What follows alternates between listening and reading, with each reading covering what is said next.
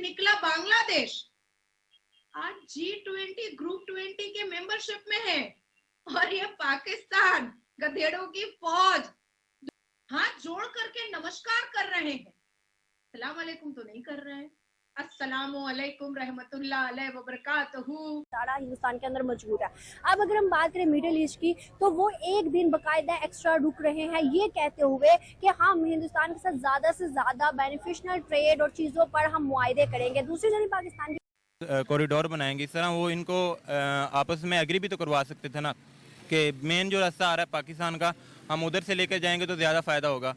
अगर जो 20 कंट्रीज़ हैं वो पाकिस्तान से इतने काम करवा लेती हैं अपनी मर्जी के, तो ये काम भी तो वो करवा सकती हैं। IMF में इसी में ही है। लेकिन इंडिया नहीं चाहता ना पाकिस्तान की तरफ देखना, वो इंडिया जो कहेगा, जो रास्ता इंडिया को सूट करेगा, ये कि हम अल्लाह से दुआ करेंगे। आपने ये क्यों नहीं बोला? ऐसा है कि कुरान कहता है कि जो औरत परफ्यूम लगा ले उसको जन्नत में जगह नहीं मिलती है, और उसे कहती हूँ कि मैं जिन्ना के शरिया जो छोकरीबाजी करता था, सुअर खाता था, शराब पीता था, वैसे जिन्ना की के शरिया लॉ को मैं मानने वाली नहीं हूँ, मैं कुरान की मानने वाली हूँ। तो मैं इस्लाम के खिलाफ क्यों बोलूंगी? इस्लाम खुद अपने खिलाफ खड़ा हो चुका है, और अगर किसी को यकीन नहीं है तो पाकिस्तान की तरफ नजरें उठाकर देखे कि हमारे पड़ोसी मुल्क पाकिस्तान भी आंखें पथराए इस तरह से देख रहे हैं मानो जैसे कि मतलब कि काश ऐसा हमारे साथ होता। तो उनका मेन फोकस है अपने मुल्क को तरक्की देना। मैं मोदी की स्पीच सुन रहा था जब वो उसके ऊपर अदम एतमाद की तहरीक आई थी। मजहबी मामला आ जाता है, मेरी इस पे कोई राय नहीं है। आप मजहबी, हम मजहब को क्यों ऐड कर लेते हैं? आप तो पढ़े लिखे हैं, आप मजहब को क्यों ऐड कर रहे हैं? लेकिन उनको इल्म है कि ये सारे चोर डाकू हैं यहाँ पे, क्या इनको हम दें, क्या सपोर्ट करें? इतने सालों से दे तो रहे हैं, सालों से दे रहे हैं, क्या किया? ये हमारे पड़ोस भारत के अंदर एक बहुत बड़ा डिप्लोमेसी का दिन था, बल्कि सिर्फ पड़ोस में नहीं, जिसने पूरी दुनिया को बड़ा इम्पैक्ट किया है। जारी बात है, साउथ एशिया को, वेस्ट एशिया को, यूरोप को, मिडल ईस्ट को, इवन के अमेरिकाज को भी। तार साहब कैसे देखते हैं नरेंद्र मोदी की, जो पहले तो ये कहा जा रहा था कि वो कंसेंसस डेवलप नहीं कर पाएंगे, लेकिन एक कंसेंसस ड्राफ्ट जो है वो भी जो रेजोल्यूशन है वो भी अप्रूव हो गया, और उसके बाद हमने देखा कि चाइना के बेल्ट एंड रोड इनिशिएटिव के मुकाबले में एक नया जो इकोनॉमिक कॉरिडोर की बात की जा रही है। इससे पहले भी एक बिल्ड बैक बेटर वर्ल्ड के नाम से इन्होंने एक दफ़ा कोशिश की थी, लेकिन उसमें नाकाम हो गए। आप कैसे देखते हैं, क्या अमेरिकी सदर जो बाइडेन, नरेंद्र मोदी साहब चाइना के मुकाबले में ये जो कॉरिडोर लेके आए हैं, इसको कैसे देखते हैं, और क्या समझते हैं कि मोहम्मद बिन सलमान भी दोबारा वेस्टर्न ब्लॉक में आ जाएंगे? Sir, what do you make of that? Seema साहब, मैं समझता हूँ it's a remarkable event today. जो जिस तरीके से चीजें आज सामने नजर आ रही हैं, डिप्लोमेसी, बल्कि इस डिप्लोमेसी को नया नाम दिया जा रहा है, मोदी डिप्लोमेसी, मोद डिप्लोमेसी इसको कहा जा रहा है, नया नाम है। और इंडिया वे इसको नाम दिया जा रहा है, जिस तरह कहा जाता है अमेरिकन वे और चाइनीज वे, सो इंडिया वे। तो मैं जो इस पे बात करना चाहूंगा कि आज हो क्या रहा है भारत के अंदर इस वक्त। जो मुझे सबसे ज्यादा चीज जिसने स्ट्राइक किया है वो ये है कि आज जो अमेरिकन मीडिया है वो सबसे ज्यादा आज जो यहाँ पे खबर चल रही है कि America has already given their go ahead for the seat for India in a permanent seat in a security council. उसकी सपोर्ट उन्होंने दे दी है। अब पता नहीं how the China and Russia is going to behave.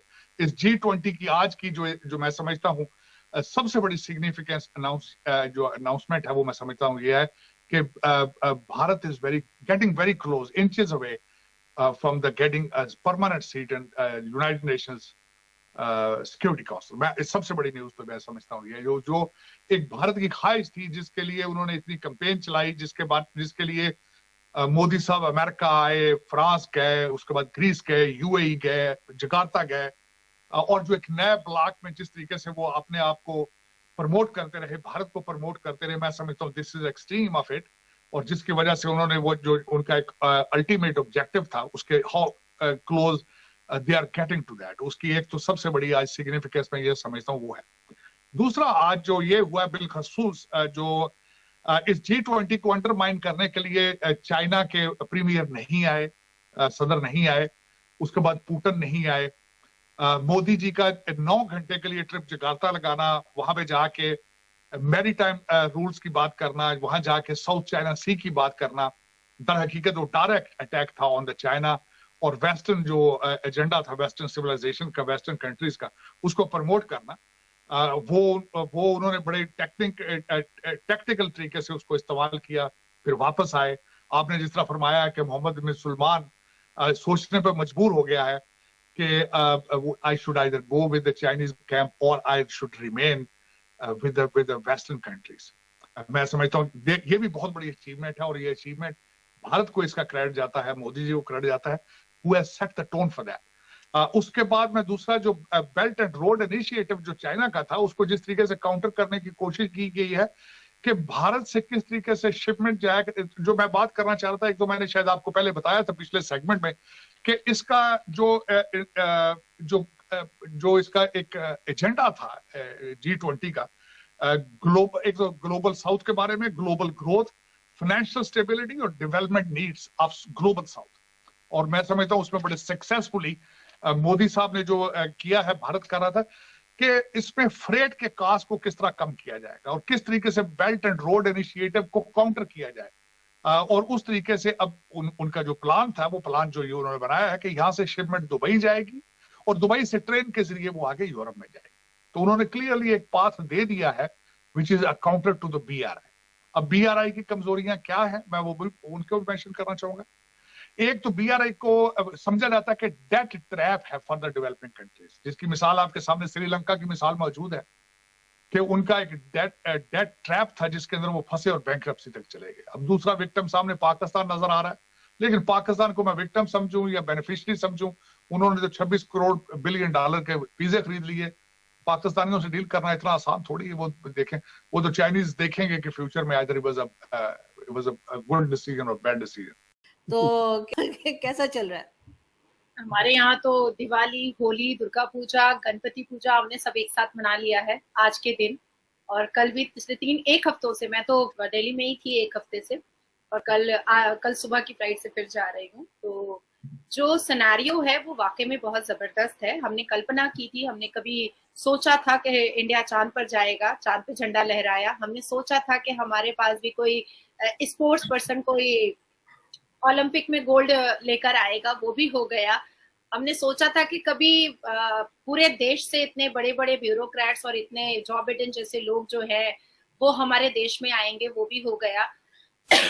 और जिस हिसाब से भारत की प्रथा और संस्कृति को लेकर के पूरे आयोजन का समारोह किया गया है, जिस तरह से कल्चरल प्रोग्राम्स किए गए हैं, जो इंतजाम किया गया है, जो सिक्योरिटी अलर्ट की गई है, या और जिस हिसाब से US president Joe Biden India के भारत के प्रधानमंत्री सऊदी अरब के खुर्शीद साहब के बीच में जो एक रेलवे को लेकर के जो एक इंफ्रास्ट्रक्चर के बारे में डील हो रही है, ये सब हमारे लिए बहुत बड़ा अचीवमेंट है, बहुत बड़ा।